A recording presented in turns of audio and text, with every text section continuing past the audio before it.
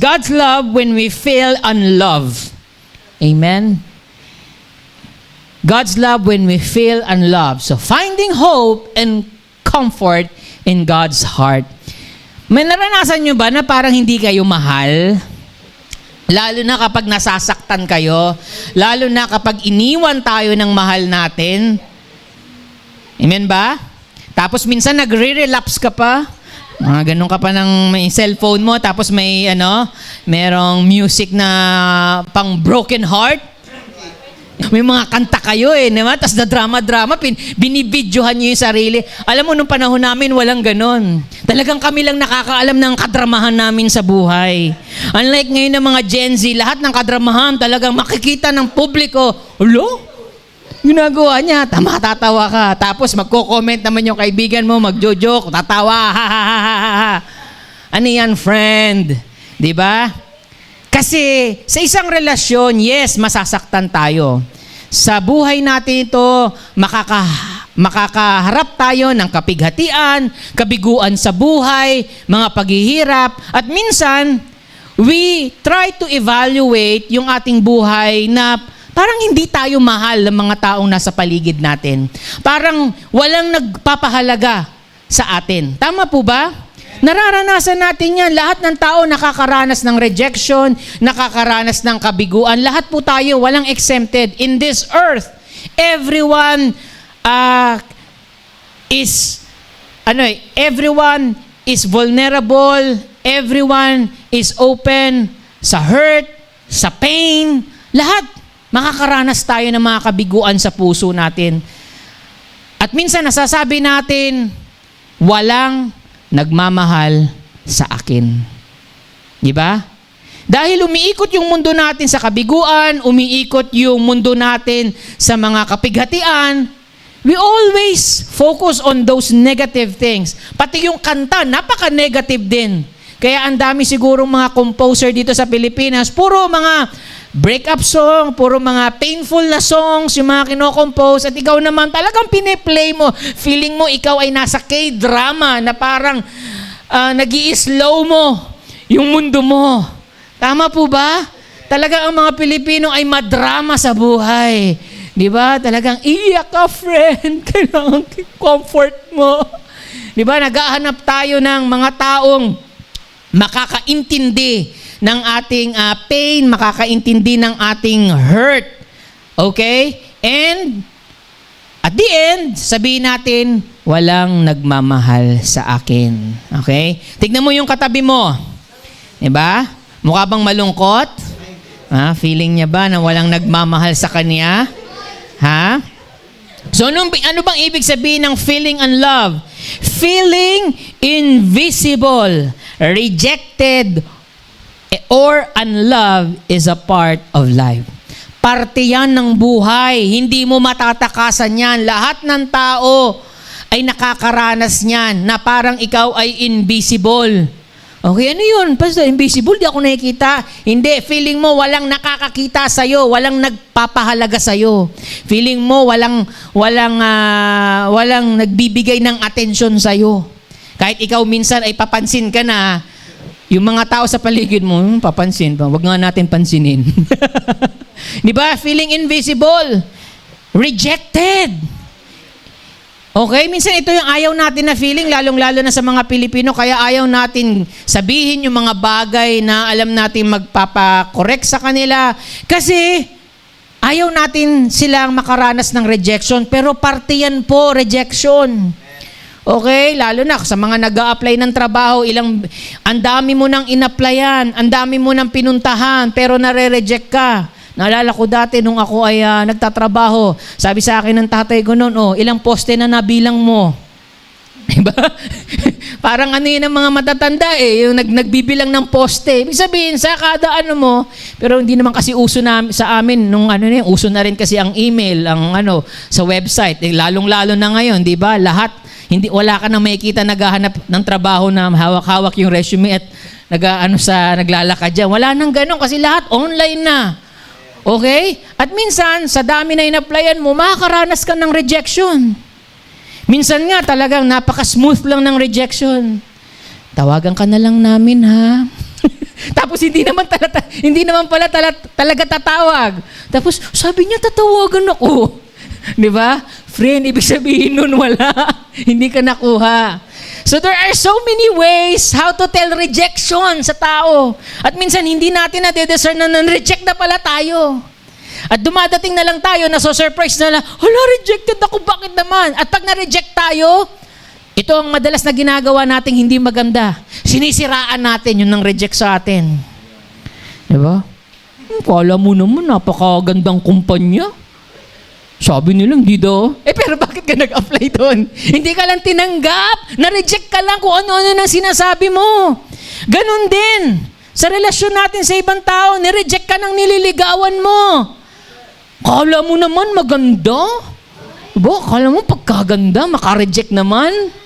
Di ba? Kung ano-ano sinasabi natin. Pag nare-reject tayo, kapatid, ingatan mo ang puso mo, ingatan mo yung bunganga mo, na huwag ka magsalita ng negative against that person. Why? Because you are closing doors of opportunity sa buhay mo.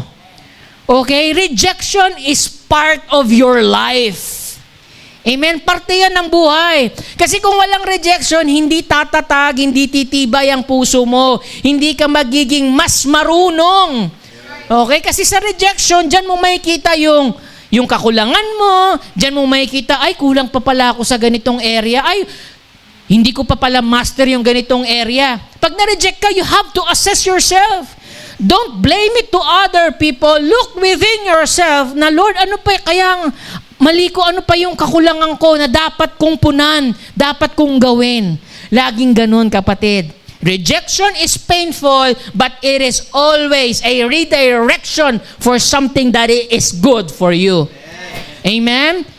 Kaya kailangan, hindi tayo nagtuturoan, ito, kala mo naman kung sino, kala mo naman maganda, kala mo naman, hindi ganun, kapatid. Wag, naririnig tayo ng Diyos kapag tayo ay nagre-reklamo at sinasabihan natin ng masama, yung nang reject sa atin. Okay? Kapag may taong nang reject sa'yo, lalong-lalo na kung gusto mo, lalong-lalo na kung mahal mo, ibigay sa kamay ng Diyos, ipagkatiwala. Amen? Mag-relapse ka ng konti, okay lang yon, sige. Relapse ka, magdrama ka sa kwarto mo, di ba? Kahit yung kwarto nyo ay parang sala nyo na, nakikita ka na ng na nagdadrama ka. Di ba? Yung mga napapanood ko sa TikTok na minsan ay parang yung pa ng paa, natatapakan pa. Nakikita na nagdadrama sa buhay. Amen. Okay lang yun. Pero hindi dapat umiikot ang mundo mo sa kadramahan ng buhay mo. Amen? Okay, anong gagawin? Grow up. Matuto. Kalabitin mo yung katabi mo, sabihin mo, grow up! Okay, ha? Mag-mature. Okay, ang laki-laki mo na, ha? Okay, para ka pa ring baby. Okay, umiiyak. Kulang na lang tsupo ng ilagay sa'yo. Okay, we need to grow up. Okay lang, umiyak. It is okay na maranasan yung pain, rejection, but at the end of the day, you still have to make a decision. Amen? Or unlove is a part of life. So, at the end, masasabi mo parang hindi ako nagmamahal. Hindi totoo yon, kapatid. Merong nagmamahal sa'yo. But even when the world seems cold, katulad niya, lamig-lamig, no? Naulan pa. Pero enjoy na natin itong lamig kasi darating yung panahon, naku po, ayan na yung summer, di ba? Talaga namang napakainit. But when the world seems cold, God's love is constant, unfailing, and personal. Okay? Kaya ako po ito yung preach kasi araw ng puso at gusto ko matuto kayo patungkol sa ating mga puso. Kung paano tayo magmahal at paano natin intindihin yung pagmamahal ng ibang tao at higit sa lahat yung pagmamahal ng Diyos. Tandaan po natin na kahit ang mundo, ang mga tao sa paligid natin, parang napaka-cold nila sa atin na wala silang pakialam, tandaan natin na merong Diyos na personal na nagmamahal sa'yo, patuloy na nagmamahal sa'yo, at hindi ka bibiguing mahalin ng Diyos. Amen? Number 1, God loves you even when others don't. Amen? Sabihin mo nga sa katabi mo, God loves you even when others don't. Sa Tagalog, Mahal ka ng Diyos kahit hindi ka mahal ng mahal mo. Di ba? Kahit hindi yung mga taong ini-expect mo yung pagmamahal, hindi ka minamahal, tandaan mo na merong Diyos na nagmamahal sa'yo. Romans 5 verse 8, "For God demonstrates His own love for us in this: while we were still sinners, Christ died for us." Nung tayo ay makasalanan, minahal at inibig tayo ng Diyos. Papaano? Dinemonstrate niya, pinakita niya. Nung tayo ay makasalanan, ibinigay niya yung kanyang buhay para sa atin upang bayaran ang ating mga kasalanan.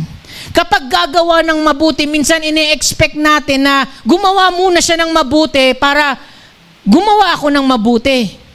Kaya mali yung prinsipyo ng mundo na sinasabi nila na ang attitude ko nakadepende sa attitude mo. Di ba? Kung masama ka sa akin, mas masama ako sa'yo. Di ba ganyan ang mundo?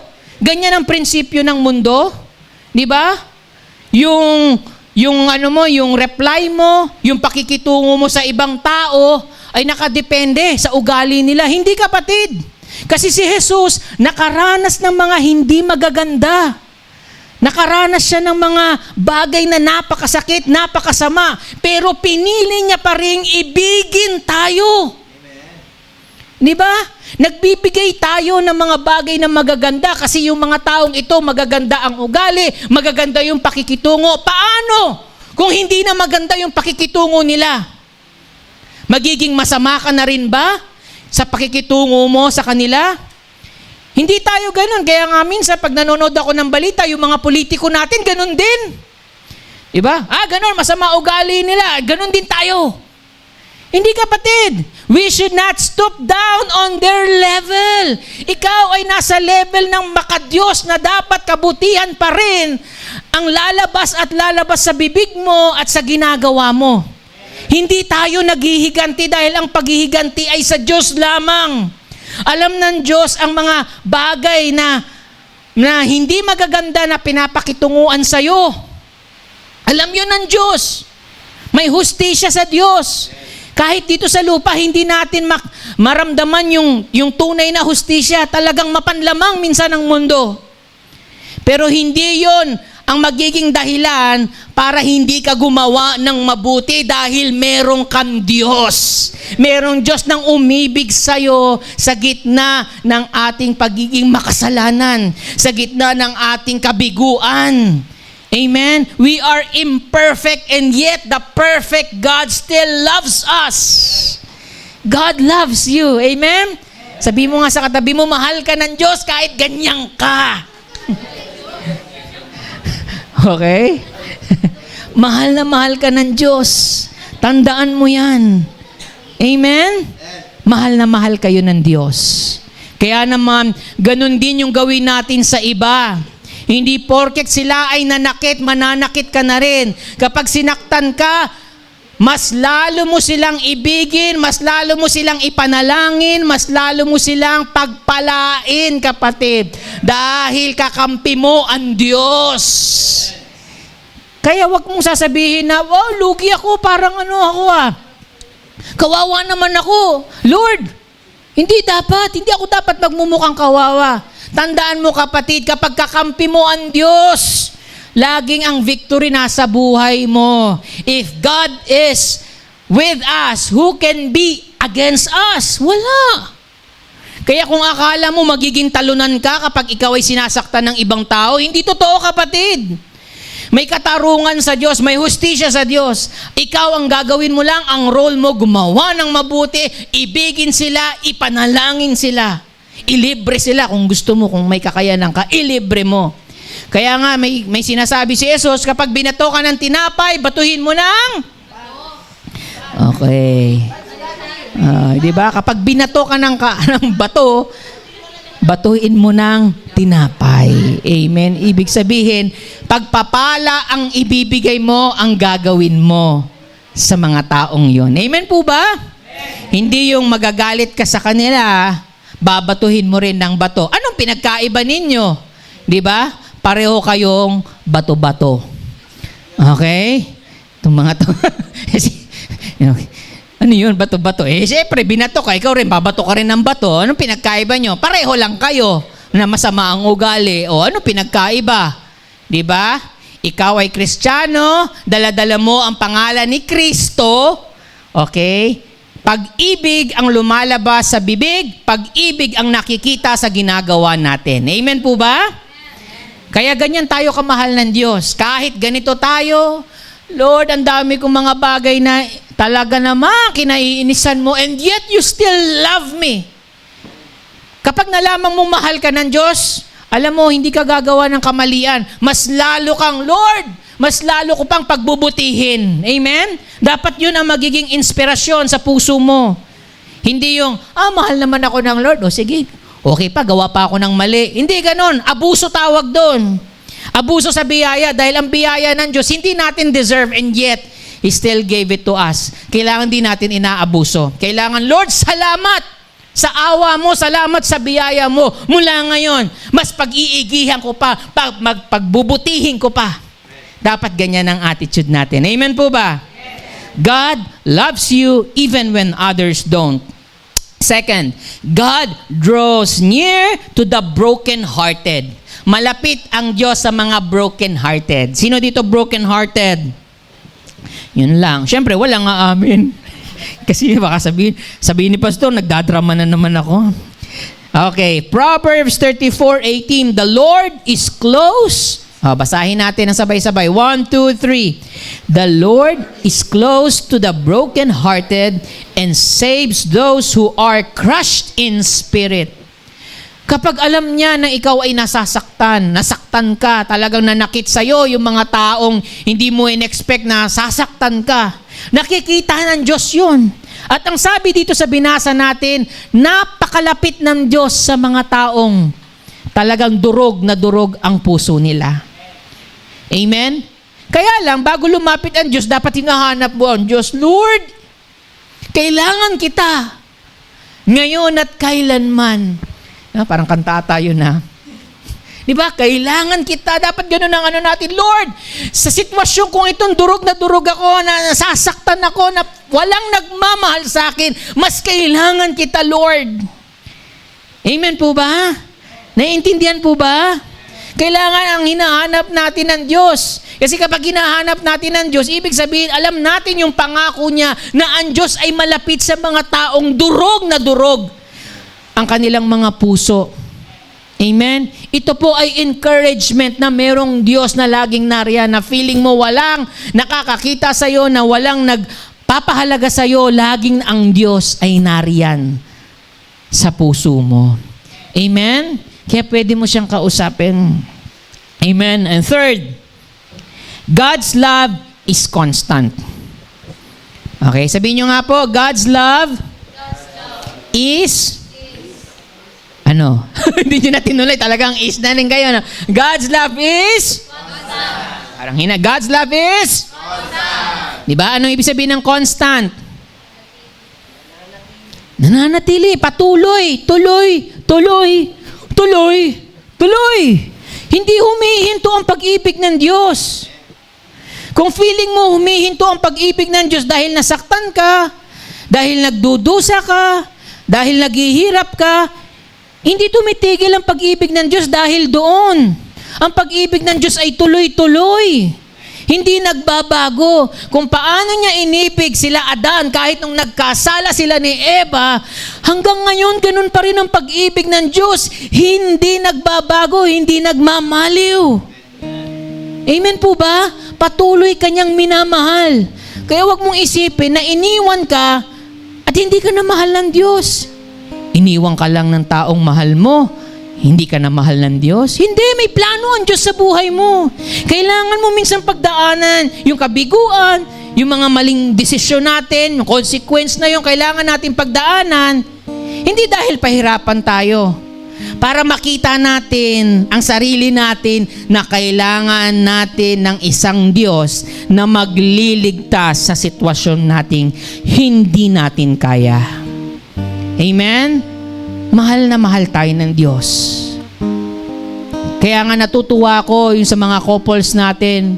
Minsan sa buhay ng mag-asawa habang tumatagal, habang tumatanda, minsan nagiging pamilyar, minsan sa magkakapatid, sa magkakamag-anak, sa pamilya, nagiging pamilyar tayo sa bawat isa. Na minsan iniisip na lang natin, bahala na ka, lagi ka naman ganyan. O ikaw ay isang leader na nagde-disciple ka, bahala ka, lagi ka naman ganyan. Nananawa tayo minsan sa ugali nila, naiinis tayo sa mga ugali nila. Pero kapatid, alam mo, minsan may dahilan ng Diyos para mainis sa atin sa mga ginagawa natin. Tama po ba? Kasi hindi tayo perpekto eh. Pwedeng mainis ang Lord sa atin sa ginagawa natin. Alam ng Lord yung buhay natin. Walang maitatago sa Kanya. Pero hindi mo pwedeng sabihin na ang Diyos tumitigil sa pag-ibig. Kahit nakakainis yung ginagawa natin sa Kanya, andun pa rin ang pag-ibig ng Diyos. Hindi yun ang magiging dahilan para tumigil siya na mahalin ka. Because God's love is constant. Napakalaki at talaga namang napakaganda ng pag-ibig ng Diyos. Basahin natin Romans 8:38 verse 39. Babasahin ko po ng buo dito kasi Romans, parang inano ko lang po yung pinaka-main dyan na message. Sabi dito, for I am persuaded, sabi ni Pablo, talagang siguro siya sa sinasabi niyang ito, that neither death nor life, kamatayan or buhay, nor angels, nor principalities, nor powers, nor things present, nor things to come, nor height or depth, nor any other created thing shall be able to separate us from the love of God which is in Christ Jesus. Walang makakapaghiwalay sa iyo sa pag-ibig ng Diyos. Kahit kamatayan pa yan, kahit buhay pa yan, kahit mga anghel pa yan, kahit yung mga kapangyarihan na nandito sa mundo or kung ano-ano pa man, walang makakapaghiwalay sa iyo sa Diyos.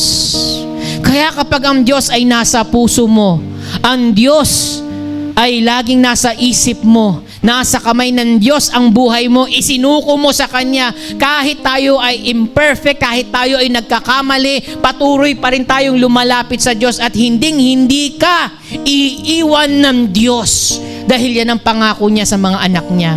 Kaya nasabi ni Pablo na, I am persuaded. Alam ko na ito yun, totoo. Ito yung totoo, na kailanman hindi ka iiwan ng Diyos. Kailanman hindi ka niya pababayaan.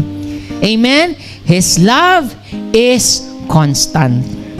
Romans 8:38-39. Nothing, sabihin mo nga, nothing will be able to separate us from the love of God that is in Christ Jesus our Lord. Kung si Kristo ang Panginoon mo, kung si Kristo ang Diyos mo, kung si Kristo ang nagliligtas sa iyo, kung si Kristo ang may hawak ng buhay mo, walang makakapaghiwalay sa iyo, kapatid. Kahit saktan ka ng ibang tao, kahit saktan ka nila, kahit maliiting ka nila, kahit ano pang sabihin nila sa iyo, na feeling mo walang nagmamahal sa iyo, tandaan mo, kapatid, walang makakapaghiwalay sa iyo sa pagmamahal ni Kristo. Amen? Ganun ka-constant ang ating ang pagmamahal ng Diyos sa atin. Amen po ba? Love stronger than fear or loneliness. Natatakot ka? Natatakot ka na yan na, yung bayarin, yung kuryente, yung tubig. Di ba? Ang dami mong kinatatakutan. Takot ka sa ipis. Di ba? Or natatakot kang magmahal muli kasi baka masaktan ka. Natatakot kang mag-apply. Ayoko na kasi ang dami ng rejection.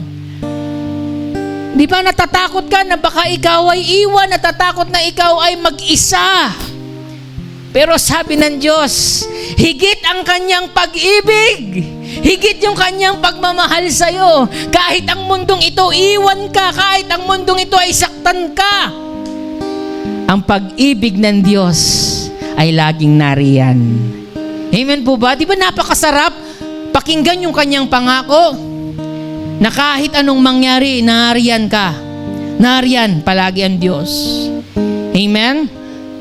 Naalala ko noon pag si Pastora, kapag may nangaano sa kanya, may nangaaway, minsan parang siya ay mamaliitin. Ako po bilang asawa niya, nagagalit po ako. Kasi gusto ko lagi ko siyang poprotektahan. Ako yung isang tao na kakampi niya. Ganun ang gagawin ng isang taong mahal niya ang kanyang asawa. Tama po ba? Lalong-lalo na ang Diyos. Kaya hindi hahayaan ng Diyos na mamaliitin ka ng mundo. Hindi hahayaan ng Diyos na sasaktan ka ng mundo at walang mangyayari sa kanila. Merong hustisya ang Diyos. Huwag mong ilagay sa kamay mo. Amen? Hayaan mo ang pag-ibig at ang hustisya ng Diyos ang siyang maghari sa puso nila. Amen po? Kakampi mo ang Diyos. Amen? Kalabitin mo yung katabi mo, sabi mo, kakampi mo ang Diyos. Love stronger than mistakes or failures. Yung mga pagkakamali mo, yung kabiguan na ginawa mong mga desisyon sa buhay, minsan naiinis ka sa sarili mo. Di ba? Hindi ka na naiinis sa ibang tao, naiinis ka na sa sarili mo. Ganito kasi ako, ganito ako. Minamaliit mo na yung sarili mo dahil sa mga kamalian ng mga desisyon mo. Pero ang sabi ng Diyos, higit pa rin ang kanyang pagmamahal at hindi yan ang magiging dahilan para hindi ka ibigin ng Diyos. Amen? Hindi kayo maghihiwalay ng Diyos dahil lang doon. No! You are precious in His eyesight. Nung ikaw inilikha ng Diyos, inisip ka niya, pinagplanuhan niya. Alam niya na mararanasan mo yung mga ganitong bagay. Pero hindi yon ang makakapagpigil ng pag-ibig ng Diyos sa buhay mo.